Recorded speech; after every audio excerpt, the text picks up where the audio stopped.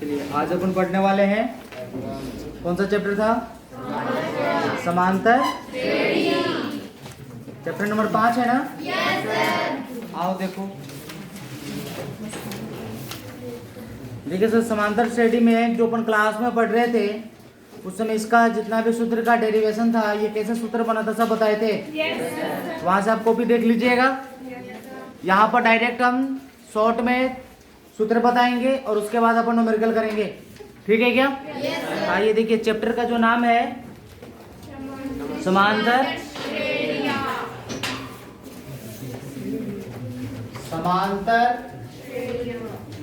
श्रेणी। समांतर इसको इंग्लिश में बोलते हैं arithmetic, arithmetic progression.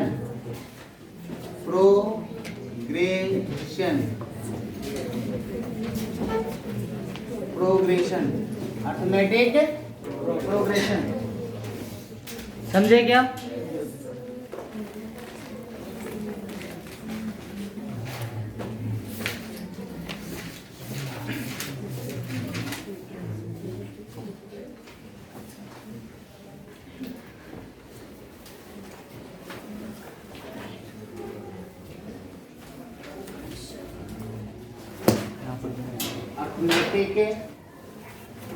Arithmetic progression.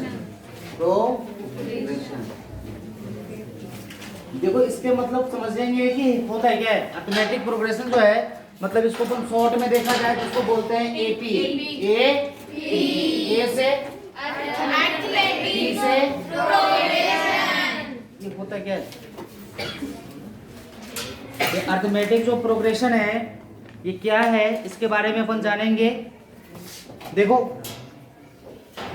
ये अर्थमेटिक प्रोग्रेशन पहचानने का तरीका है कि कोई भी एक सीक्वेंस में होगा, एक अनुक्रम में होगा, अगर उस अनुक्रम का पहला पद के बाद, कौन सा पद के बाद? पहला पद के बाद यदि कोई एक निश्चित राशि या तो उसमें क्या हो, ऐड हो, या उससे क्या हो, घटाया जाए, या तो उसमें जोड़ा जाए तो दूसरा पद प्राप्त हो, या उसमें से कुछ निश्चित राशि क्या किया जाए, घटाया जाए, तो क्या कहलाता है?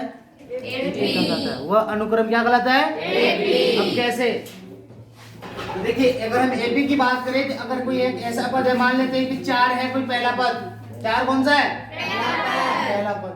अब इस 4 में हम कोई एक निश्चित राशि मान लेते हैं कि 2 जोड़ रहे हैं, इसमें क्या कर रहे हैं हम? 2 जोड़ रहे हैं प्रत्येक पद में। तब दूसरे पद के लिए अगर हम 4 में 2 जोड़ेंगे तो कितना आएगा? 6। इसका मतलब क्या हुआ? 4 + 2। नेक्स्ट की बात करें तो, अब नेक्स्ट की बात करेंगे तो कितना आएगा? तो जो पिछला पद होगा ना, उसमें कोई एक निश्चित राशि जुड़ा रहेगा। तो इसके बाद नेक्स्ट राशि कितना होगा? 6 था, 6 में निश्चित राशि कौन है? 2। तो कितना आएगा? 6 + 2 कितना आ गया आपका? 8। नेक्स्ट बताओ, 8 में कितना जोड़ेंगे आप? 2। वैसे ही 12, 14। तो ये रूप किसका है? एपी का। एपी का कंडीशन क्या हुआ कि एपी में पहला पद के अलावा जो आगे का जो पद होता है ना, आगे का जो पद मतलब अगला पद जो होता है ना, पिछले पद से एक निश्चित राशि जुड़ी रहती है। तो बात समझ में आया? तो इसको बोलते हैं हम एपी। क्या बोलते हैं? एपी। अब एपी का मानक रूप क्या है? तो देखिए इधर, एपी का मानक रूप, एपी का, इसका देखो पूरा परिभाषा वगैरह आपको क्लास में करवा रखे हैं। हाँ है ना? अब इसका डायरेक्ट मानक रूप देखेंगे, सूत्र देखेंगे और क्वेश्चन करेंगे, ठीक है? देखिए, एपी का मानक रूप, एपी का मतलब क्या हुआ? समांतर श्रेणी। एपी का मानक रूप, एपी का मानक रूप। अगर जिस भी लड़के को अगर ये मानक रूप समझ में आ गया ना, उसका एपी में कभी दिक्कत नहीं होगा। एपी, देखो एपी का मानक रूप क्या होता है? एपी का मानक रूप मतलब आपका होगा पहला पद ए, पहला पद ए, अब दूसरा पद में एक निश्चित राशि जोड़ेंगे, ए प्लस बी। 2d कैसे हुआ? a प्लस देखो d, ये तो पहला था, इसमें हमने क्या जोड़ेंगे? एक और d, तो d और d, क्या हम इसको 2d कर दे? नेक्स्ट ध्यान दो, a प्लस 2d, ये तो पहले था, इसमें कितना निश्चित राशि जोड़ेंगे हम? तो कितना बनेगा? d और 2d, क्या हम इसको 3d कर दे? ऐसे ही बनते। अच्छा एक अब इस पे गौर करो। गौर क्या करना है? गौर ये करना है बाबू, ध्यान दो। गौर अपने को ये करना है कि जो पहला पद है ना, कौन सा? पहला पद कौन है? पहला पद क्या है? दूसरा पद, अगर ध्यान दो, अगर दूसरा पद को यदि हम a2 माने, क्या माने? a2 बराबर क्या लिख सकते हैं? दिखाई दे रहे? यदि हम तीसरा पद की बात करें तो a3 क्या बनेगा? अगर हम फोर्थ पद की बात करें तो चौथा पद मतलब a प्लस, समझ पा रहे हो? अच्छा अगर ऐसे हम बढ़ते जाए, अगर आपसे बोलेगा कि 10वां पद बताओ, कौन सा पद? 10वां पद। ध्यान दो, a क्या बनेगा? अब हम देख रहे हैं कि प्रत्येक पद में जो वैल्यू हो रहा है ना, पहला पद ऐड हो रहा है, हम पहला पद क्या कर देंगे? ए हो गया। उसके बाद जितना पद की बात हो रही है ना, उससे एक कम डी गुना में है। जितना पद की बात हो रही है उससे एक कम दूसरा पद, तो दूसरा में से एक कम करो, मतलब दूसरा पद की बात क्या होगा? 2, 2 में से एक कम करेंगे तो देखो 1 डी है। तीसरा पद 3 में से एक कम करेंगे तो उतना गुना डी, इसमें क्या ऐड है। इसी प्रकार चौथा पद बताओ, 4, पहला पद प्लस कौन सा था? 4 था ना, 4 में से एक कम करेंगे तो 3। वैसे 10वां पद a प्लस 10 में से एक कम करो 9 समझ पा रहे हो? अगर इसी प्रकार से अगर आपको बोलता कि बेटा 20वां पद बताओ, कौन सा पद? 20वां बोल दे कितना? अरे हाँ ये ना। अच्छा इसी प्रकार अगर आपसे कोई पूछता है कि बेटा एनवां पद बताओ, तो एनवां कैसे लिखते हैं हम? ए। अब ध्यान दो, एनवां पद मतलब क्या हुआ? एनवां पद का मतलब देखो, पहला पद ए, आप इसको हम a1 भी लिख सकते हैं। क्या लिख सकते हैं? a1 बराबर। दूसरा पद 2। यहाँ पर देखो नंबर आना है ना आपका, ये क्या बता रहा है? आपका पदों की संख्या बता रही है। क्या बता रही है? पदों की संख्या। मतलब पदों का स्थान, ये चौथा, मतलब ये चौथा नंबर पे आएगा। ये कौन सा नंबर पे आएगा? ये। अगर इसकी बात करें तो अब इसको हम पैटर्न को देखें तो एक पैटर्न बन रहा है, इसका नाम देखो कौन सा पद है? A N. अरे लिख सकते हैं बराबर। बताओ पहला अब प्लस, ध्यान दो जो पद था ना उसमें से एक कम है, तो पद कौन सा था? एन। क्या करेंगे हम? n - 1 into d। यही आपका सूत्र कहलाता है एनवां पद। किसके लिए? समझ में आया?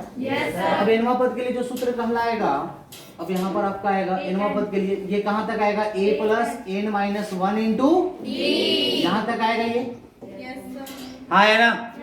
तो लिखेंगे अतः एपी का, यहाँ लिखेंगे अतः एपी का एनवां पद, एनवां पद ए एन बराबर क्या बनेगा? ए प्लस इंटू जहां, सुनो, जहां ए क्या है? ध्यान दो, ए को क्या बोलते हैं हम? ए क्या है? पहला पद, या हम इसको बोल सकते हैं प्रथम पद। अच्छा उसके बाद और क्या क्या आया है? ए आ गया, एन है। एन का मतलब पदों की संख्या।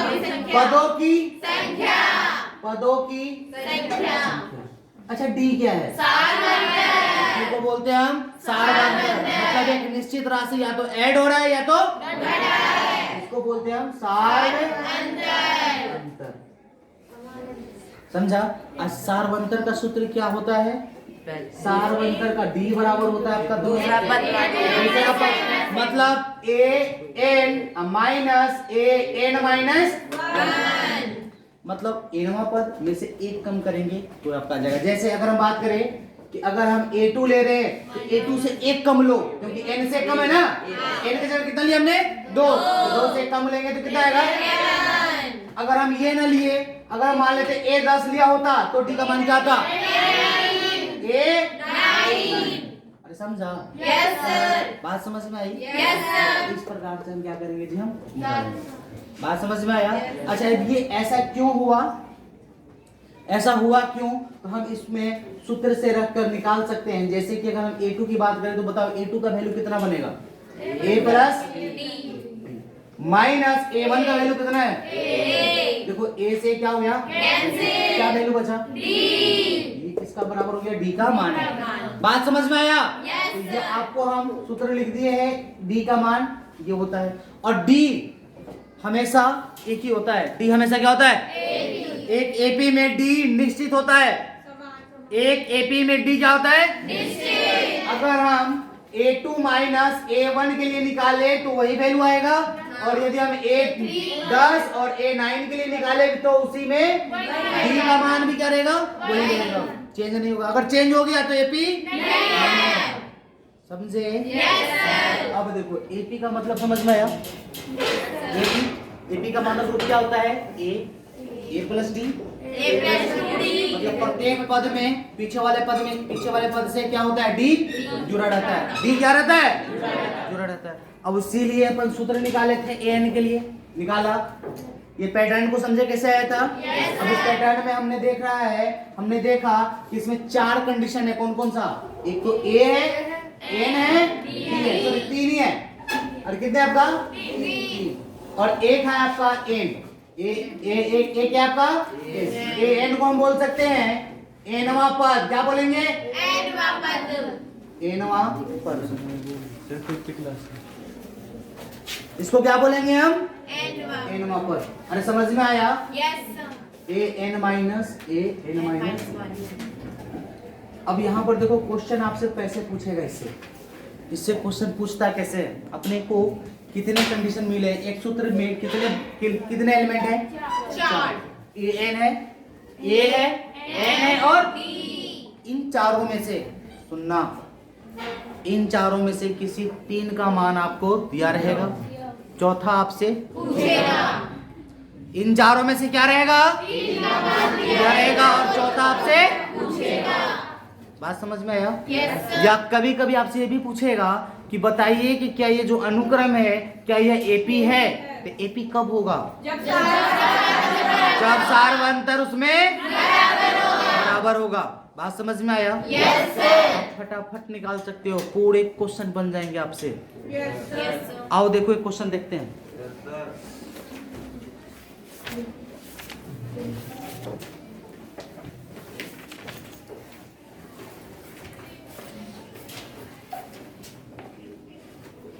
आपसे पूछा है कि एपी, ध्यान दो, उदाहरण नंबर 1 देखिए। कौन सा उदाहरण नंबर? अच्छा, एक से पढ़ने से पहले एक और बात समझिए।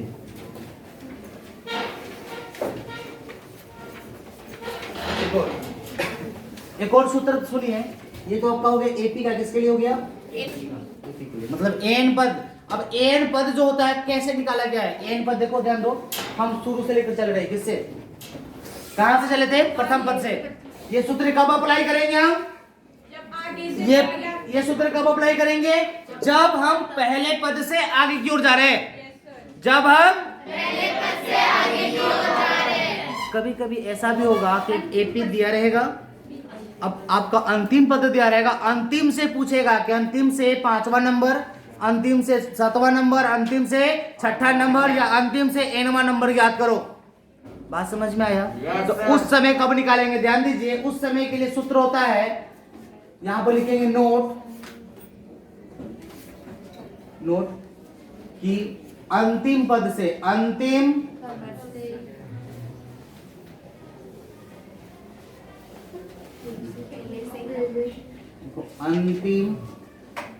अंतिम पद से एनवा पद, अंतिम पद से हम तो यहाँ पर लिखेंगे ए एन बराबर L minus N minus 1 into B. समझा? अब देखो जहां लिखेंगे, जहां ध्यान दीजिए, ए एन क्या बनेगा आपका एनवा पद, क्या बनेगा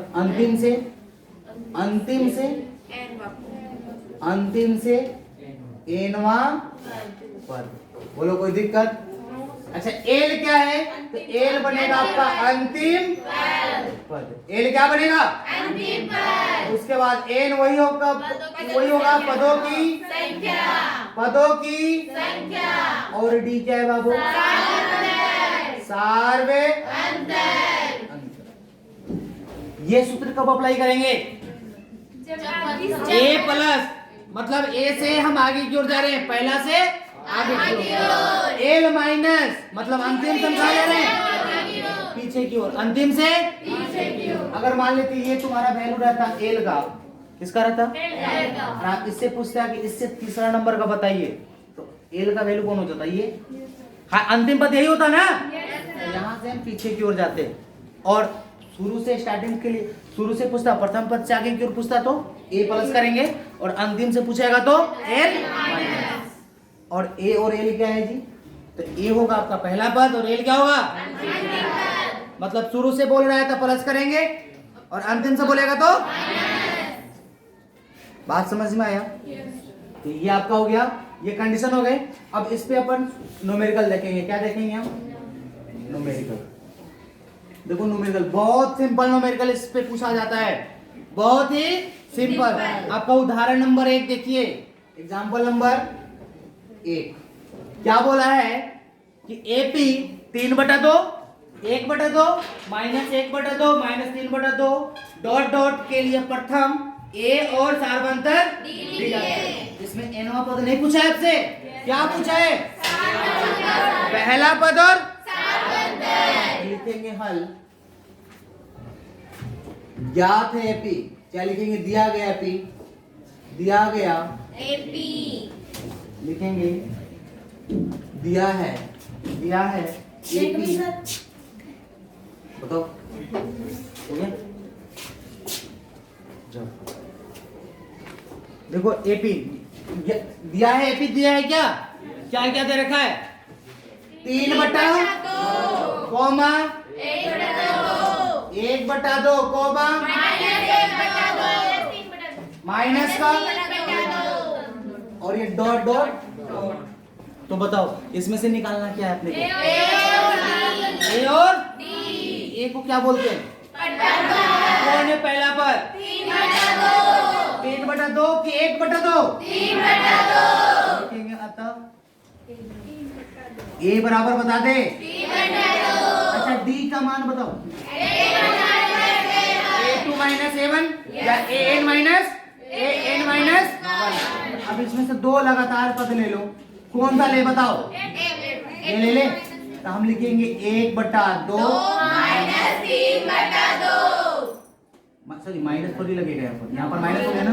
इसको सोल्व करेंगे तो देखो एलसीएम कितना आएगा? 1 माइनस 3 बराबर कितना वैल्यू?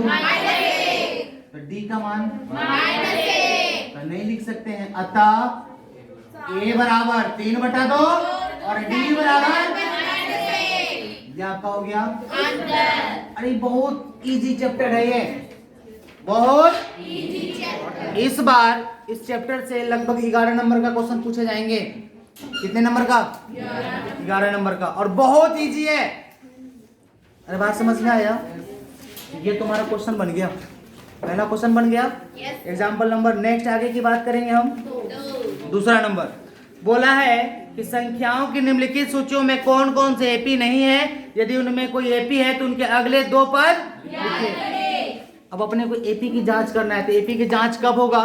जब अपने सबसे पहले डी का मान क्या होना चाहिए? बराबर।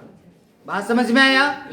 आइए इसको लिखो, उसके बाद हम आगे बात करेंगे। ठीक है, लिखिए इसको, जल्दी से राइट डाउन करो। चलो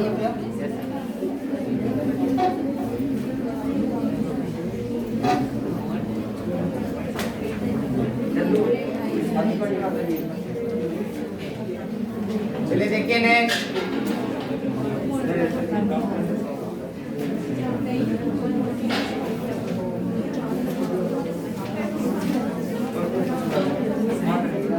साइलेंस। चलिए नेक्स्ट क्वेश्चन। देखो एग्जाम्पल दो, संख्याओं के निम्नलिखित सूचियों में कौन कौन से एपी नहीं है। यदि उनमें कोई एपी है तो उनके अगले दो पद ज्ञात कीजिए। देखिए फटाफट कर लेते हैं। उदाहरण नंबर है आपका 2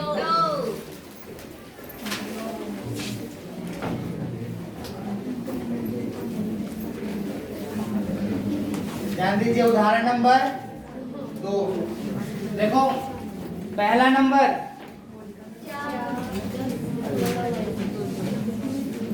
ध्यान दो कितना है, ज्ञात है। ज्ञात है क्या क्या, एक सॉरी 1 4 है, 4 10 16 22 डॉट डॉट डॉट। अब चेक करो क्या ये एपी है। तो सबसे पहले इसका पहला पद कितना होगा, पहला पद 4। तो लिखेंगे हम ए बराबर 4 अच्छा डी बराबर तो हम 10 माइनस 4 बराबर कितना, 6। या आप इसको डायरेक्ट पहले इसमें लिख दो a2 माइनस a1 कितना है 10 माइनस 4 बराबर 6। फिर उसके बाद डी बराबर बताओ a3 माइनस a2 16 माइनस 10 बराबर 6। d बराबर a4 minus a3 a4 minus a3 बराबर 22 माइनस 16। देखो क्या डी समान आ रहा है क्या, यस सर। कहा देखिए एपी है, यस सर। हम लिख सकते हैं लिखेंगे अतः दिया गया, अतः दिया गया सूची, दिया गया एपी है, एपी अरे हो गया। तो दिया गया सूची क्या आपका एपी। इसलिए अब इसलिए लिखेंगे हम प्रश्न से, किससे, अब बताओ प्रश्न से कितने पद पूछा आपसे, तो लिखेंगे 2 पद, अगला 2 पद। तो मतलब ध्यान दो अगला कौन सा बनेगा, 1 2 3 4, अगला कौन सा है, तो लिखेंगे a5 बराबर a प्लस 4 a का मान 4 d का मान कितना आएगा, 4 प्लस 6 4 के 24 बराबर आ गया। a6 बराबर बताओ 4 प्लस 5 गुना 6 बराबर 4 प्लस 30 बराबर लिखेंगे। अतः अगले पास 2 कितने होंगे, हो गया। चलिए तो ये आपके बन गए जी। इसी प्रकार दूसरा नंबर नहीं कर लेगा इसी का एपी होगा तो इसका अगला पद निकालेंगे। इसी बेसिस पर पूरा तुम्हारा 5.1 एक्सरसाइज है, कर लोगे। जो क्वेश्चन बच जाएगा हमसे पूछ लीजिएगा, हम आपको बता देंगे। चलिए अब एक और क्वेश्चन ट्राई करते हैं। ध्यान दो, बहुत सारे बच्चे जो है ना इसमें कंफ्यूज हो जाते हैं। ध्यान दीजिए, एक और क्वेश्चन है आपका। जैसे कि एक क्वेश्चन था, बटा वाला तो बता दिया आपको, अच्छा एक दशमलव वाला चेक करो। जैसे ध्यान दो, एक क्वेश्चन रहेगा आपका, ये आपका तीसरा क्वेश्चन का 5.1 का क्वेश्चन नंबर 3 का आपका क्वेश्चन है। पहले दूसरा देखो, क्वेश्चन नंबर 2 लिखेंगे एपी के लिए प्रथम तथा सार्वंतक। ध्यान दो, इसमें एपी, ये एपी दे रखा है, ज्ञात लिखेंगे, ज्ञात है एपी।